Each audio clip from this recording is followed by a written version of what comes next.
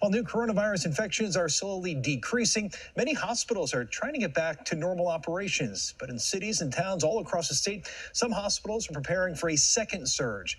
Boston 25 News reporter Malini Basu has a story from Brockton.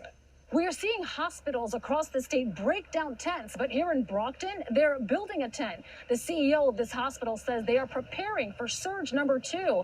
An international team is out here helping to build this extra hospital space. It was a critical community hospital in an area that was hard hit.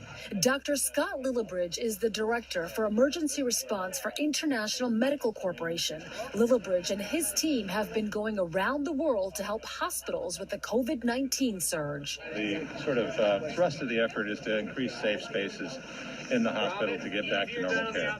The international nonprofit team is building a medical field unit at Signature Healthcare Brockton Hospital, which can handle up to 100 patients a day. Creating new spaces in the hospital to extend critical care beds. CEO of Signature Healthcare Brockton Hospital, Kim Holland, says they are preparing for another COVID-19 surge in the near future as the community is getting tested for the virus. We're still seeing about 10% of our tests turn positive. So we know there are still people in this community that have COVID. We know it spreads easily. Space and distancing is our big problem. Brockton has one of the highest infection rates with more than 3,700 positive cases and close to 230 deaths. We saw a lot of the homeless folks.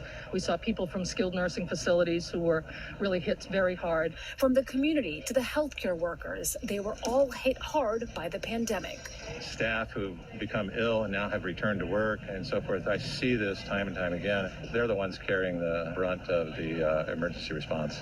This tent will be up and running by next week, and hospital officials want the public to know in Brockton, please don't delay hospital care. They have room for other non-COVID related medical issues. We are in Brockton. I'm Molly Basu, Boston 2025 News.